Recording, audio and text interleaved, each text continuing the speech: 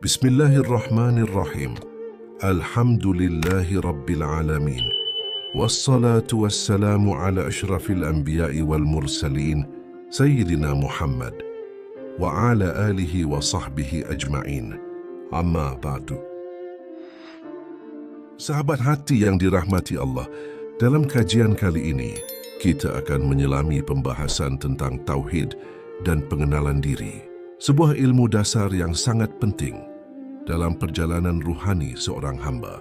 Namun perlu kita pahami bersama, pengenalan diri tidak akan sempurna, bahkan tidak sah jika tidak dimulai dari awal mula penciptaan. Kita perlu mengetahui dari mana semua ini bermula sebelum adanya alam dunia dan akhirat, sebelum terciptanya para malaikat, jin dan manusia. Maka pada kesempatan ini kita akan mengupas tentang Nur Muhammad, cahaya pertama yang diciptakan oleh Allah sebagai awal dari segala sesuatu. Mari simak dengan hati yang lapang dan niat yang ikhlas. Semoga pembahasan ini membawa kita semakin dekat kepada hakikat diri dan kepada Sang Pencipta, Allah Subhanahu wa Ta'ala.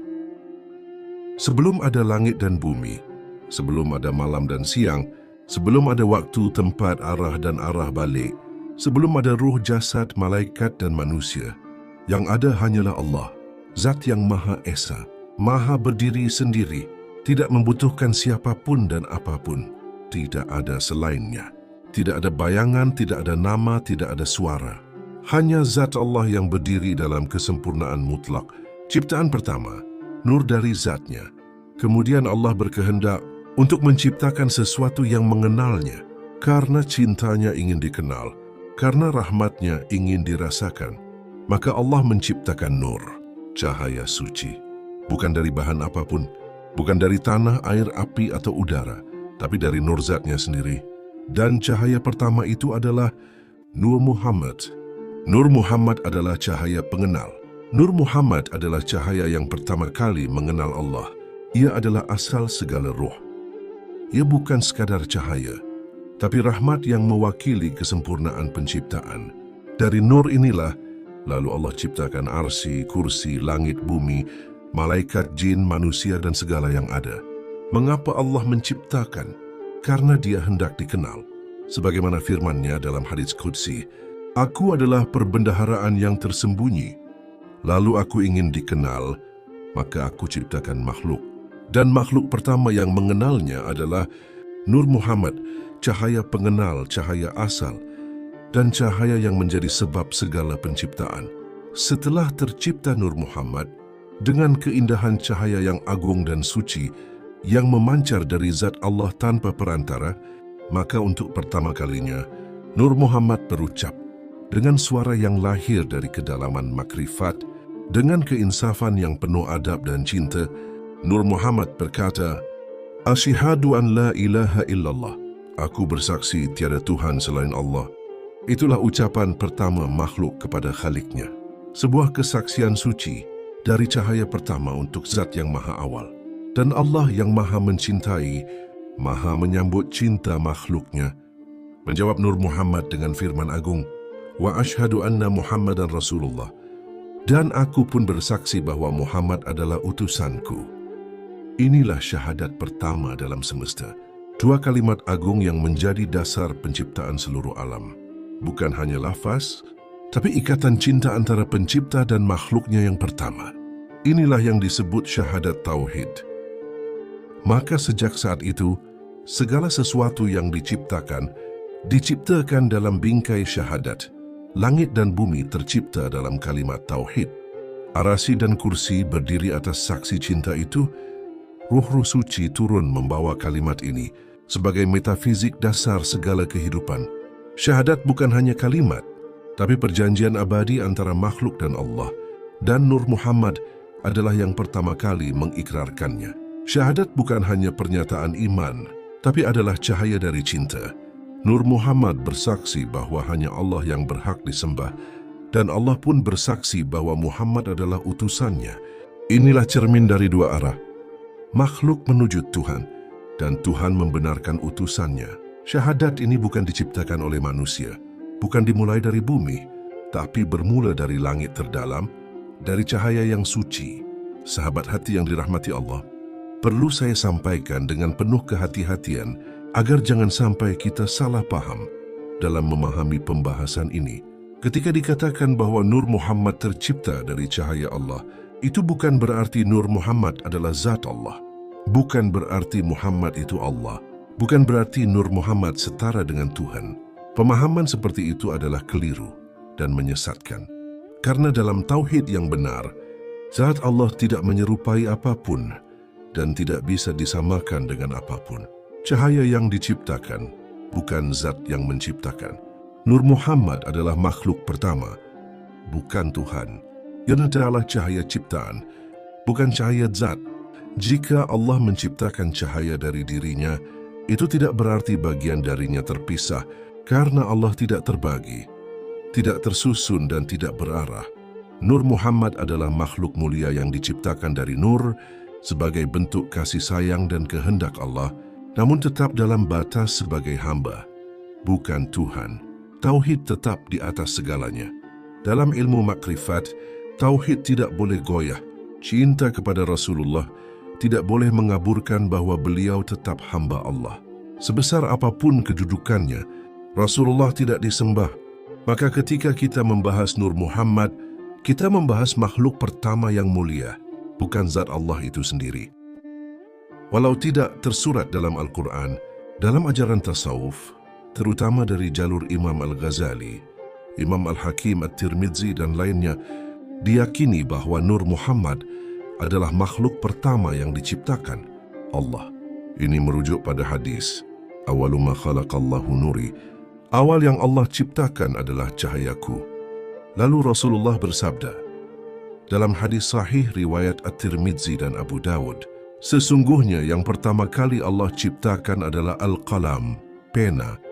Lalu Allah berfirman kepadanya, tulislah, maka ia menulis segala yang akan terjadi hingga hari kiamat. Hadits riwayat Tirmidzi.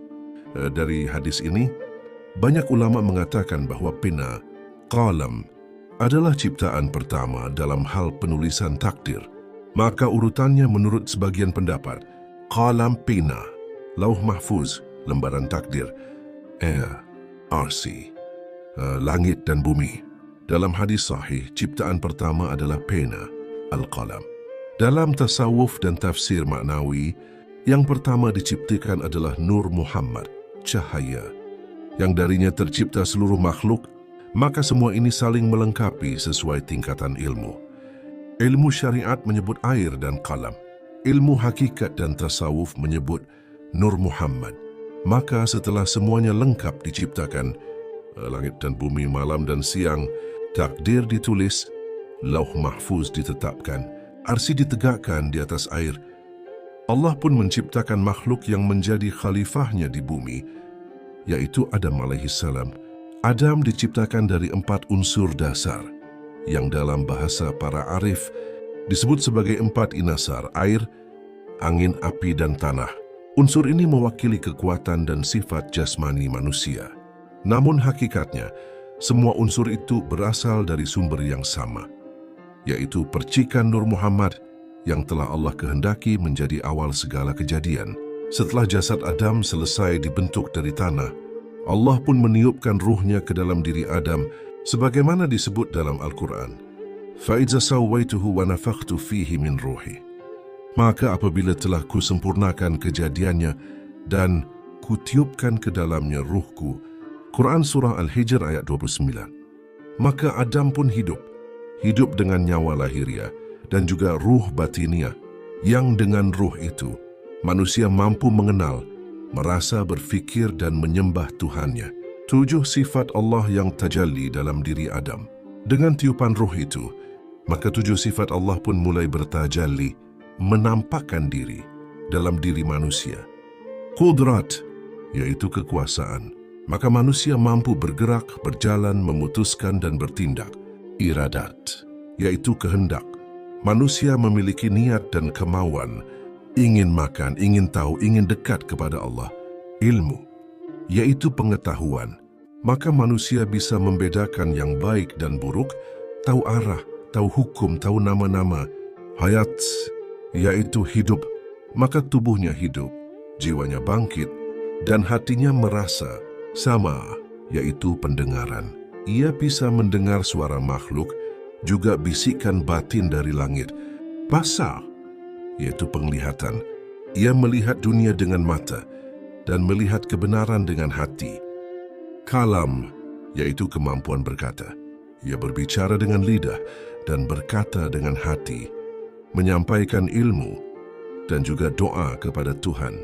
Maka dari 4 anasir, Allah bangkitkan makhluk mulia, ditiupkan ruh, diberi 7 sifat, dan diberi amanah sebagai khalifahnya di bumi. Inilah Adam alaihi salam, manusia pertama, makhluk yang memikul rahasia 7 sifat Tuhan, yang asalnya dari tanah, tapi cahayanya bersambung sampai kepada Nur Muhammad dan kembali kepada Zat yang Maha Esa. Semoga dengan memahami ini, kita semakin tahu siapa diri kita, bahwa kita bukan sekadar tubuh, tapi ciptaan Allah yang membawa ruh, membawa cahaya dan membawa amanah besar. Setelah kita memahami bahwa awal mula segala sesuatu berasal dari Nur Muhammad dan bahwa diri kita manusia tercipta dari tanah dan ditiupkan ruh, maka saatnya kita masuk ke pintu hakikat selanjutnya, yaitu ikhlas dan rendah hati, karena siapa yang mengenal asalnya tak akan berani membanggakan dirinya. Siapa yang tahu dari mana dia berasal, tak mungkin memandang dirinya lebih tinggi dari orang lain. Melepas ego, menanggalkan kesombongan. Hakikat dari ilmu makrifat adalah melepas aku. Karena selama masih ada aku bisa, aku tahu dan aku mau, maka masih tersisa kesyirikan halus di dalam jiwa. Allah mengajarkan kita satu kalimat agung, La haula wa la quwata illa billah. Tiada daya dan upaya kecuali dengan kekuatan Allah. Kalimat ini bukan hanya untuk dibaca saat lelah, bukan hanya untuk dirapalkan di lidah, tapi untuk dihidupkan di hati dan dipahami maknanya. Apa yang terjadi jika 7 sifat itu Allah cabut? Mari kita renungi. Jika kudrat Allah dicabut dari dirimu, maka engkau tak lagi mampu bergerak. Sekujur tubuhmu lumpuh tak berdaya. Jika iradat Allah dicabut, kau tak bisa menghendaki apapun. Bahkan untuk sekadar ingin makan pun tak sanggup. Jika ilmu Allah dicabut, kau tak tahu apa-apa. Tak bisa membedakan antara kanan dan kiri, antara baik dan buruk. Jika hayat dicabut, kau menjadi jasad tak bernyawa. Dari manusia menjadi bangkai yang tak mampu bicara. Jika samak dicabut, kau tuli. Tak bisa mendengar nasihat, tak bisa menyimak suara kebenaran. Jika basar dicabut, kau buta. Tak bisa melihat arah, tak bisa membaca tanda-tanda Allah. Jika kalam dicabut, kau bisu. Tak bisa mengucap satu huruf, tak bisa menyampaikan isi hati, meski sangat ingin. Itulah kelemahan kita. Maka siapakah kita ini sebenarnya? Kita ini lemah, tidak punya apa-apa, tidak mampu apa-apa. Semua daya, semua upaya, semua kehendak, semua ilmu hanyalah peminjaman dari Allah. Jika Allah mencabut satu saja dari 7 sifat itu, maka kita menjadi tidak berdaya, tidak bisa hidup, tidak bisa mengenal, tidak bisa kembali kepadanya. Inilah awal dari ikhlas dan kerendahan hati. Maka setelah mengetahui ini, apa gunanya sombong? Apa gunanya ria? Apa gunanya membanggakan amal jika semua yang kita miliki bukan milik kita? Ketahuilah, jika seorang hamba telah mengenal kelemahannya sendiri, maka ia akan hidup dengan ikhlas. Ia tidak lagi mencari pujian, tidak lagi haus pengakuan, tidak iri, tidak marah, tidak memandang rendah siapapun. Karena yang ia lihat hanyalah Allah, yang ada hanya Allah, dan yang berkuasa pun hanyalah Allah. Sahabat hati, barang siapa yang mengenal 7 sifat Allah dalam dirinya dan sadar bahwa semuanya bisa hilang dalam sekejap, maka ia akan hidup dalam tawadhu yang dalam dan ikhlas yang jujur, yang tak tergantung pada kata manusia. Semoga kita bisa menjadi hamba-hamba yang benar-benar ikhlas, yang tidak mengandalkan kekuatan diri, tetapi bersandar hanya kepada Allah. La haula wa la quwwata illa billah. Tiada daya dan tiada upaya kecuali dengan kekuatan Allah semata. Memandang hanya kepada Allah. Jika hati sudah mengenal asal-usulnya, jika ruh sudah kembali mengingat cahayanya, dan jika jiwa telah memahami kelemahan dirinya, maka saat itulah pandangan hanya tertuju kepada Allah, bukan dengan mata kepala, tetapi dengan mata hati, bukan dengan penglihatan luar, tapi dengan kesadaran batin yang halus. Melihat Allah dalam segala sesuatu. Lalu bagaimana cara memandang hanya kepada Allah? Bukan berarti melihat zatnya, tetapi melihat perbuatannya, melihat sifatnya, melihat tanda-tandanya. Ketika engkau memandang pohon, tanyakan, kenapa pohon bisa hidup padahal tak berbicara, tak berjalan, tak seperti kita? Karena di dalam pohon itu ada hayat, dan hayat itu milik Allah. Allah lah yang menghidupkan pohon itu, maka yang engkau lihat bukan batangnya, tapi yang menghidupkannya. Ketika engkau memandang seekor hewan, lihat bagaimana ia bergerak, bernapas, dan mencari makan, lalu muncul di hatimu rasa kasihan dan kelembutan. Kenapa? Karena engkau tak lagi melihat kulit dan dagingnya, tapi melihat kudrat dan hayat Allah yang bekerja dalam dirinya. Inilah pandangan para wali. Jika engkau melatih diri seperti ini, melihat setiap makhluk bukan dari rupanya, tapi dari sifat-sifat Allah yang sedang bekerja di dalamnya, maka itulah jalan para wali. Tak perlu bertanya kenapa mereka begitu penyabar. Tak perlu heran kenapa mereka tidak marah saat dihina. Karena yang mereka lihat bukan makhluk, tapi Allah. Mereka tidak memandang ciptaan, tapi memandang pencipta yang menzahirkan segala sesuatu. Dari pandangan seperti ini, muncullah di dalam hati sifat Rahman dan Rahim. Penuh kasih, penuh sayang, mereka menyayangi makhluk karena memuliakan yang menciptakannya. Tak ingin menyakiti, karena tahu setiap luka yang diberikan pada makhluk adalah bentuk ketidaktahuan terhadap tanda-tanda Allah. Maka tidak salah jika dikatakan, karomah terbesar bukanlah berjalan di atas air atau terbang di udara, tapi bisa hidup dengan pandangan hanya kepada Allah. Menjadi wali adalah pilihan Allah. Ketahuilah, menjadi wali bukan karena kita mengejar makam itu, bukan karena kita berdoa ingin dimuliakan. Wali adalah pilihan dari Allah, bukan karena usaha tapi karena kasih sayang. Tapi bagi siapa yang sudah mengetahui jalan ini, sudah tahu arah pandangan ini, sudah paham tentang cahaya awal dan sifat-sifatnya dalam diri, itu saja sudah termasuk karomah yang besar. Maka bersyukurlah, karena engkau tidak sedang belajar dengan akal, tapi sedang digerakkan oleh Allah untuk mengenalnya. Hati di tangan Allah. Sebagaimana firman Allah dalam makna sabda Nabi, hati manusia berada di antara dua jari dari jari-jari Allah. Dia membolak-balikkan sesuai kehendaknya. Hadits riwayat Muslim.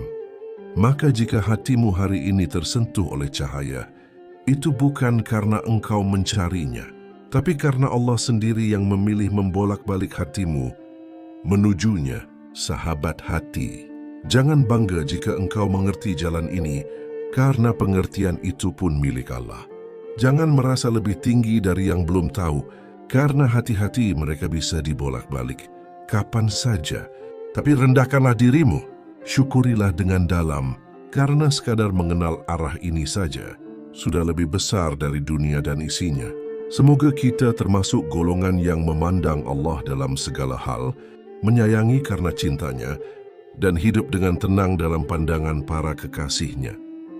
Demikianlah rangkaian pembahasan yang bisa saya sampaikan tentang awal mula cahaya Nur Muhammad, tentang penciptaan manusia dari 4 unsur, tentang 7 sifat Allah yang bertajalli dalam diri kita, tentang jalan ikhlas, rendah hati, dan pandangan hanya kepada Allah.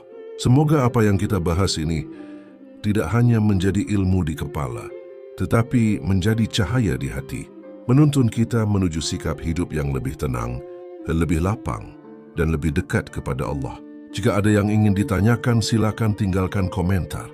Insya Allah, jika Allah izinkan dan memberi kemampuan, saya akan menjawab sebisanya. Dan bagi kalian yang hatinya terbuka menerima jalan ini, bersyukurlah. Karena sesungguhnya bukan kita yang mencari Allah, tetapi Allah lah yang menarik hati kita untuk mendekat kepadanya. Semoga kita tergolong dalam golongan hamba yang dirahmati, dijaga dalam pandangan kasih sayangnya, dan wafat dalam keadaan memandang hanya kepadanya. La haula wa la quwata illa billah. Wassalamualaikum warahmatullahi wabarakatuh.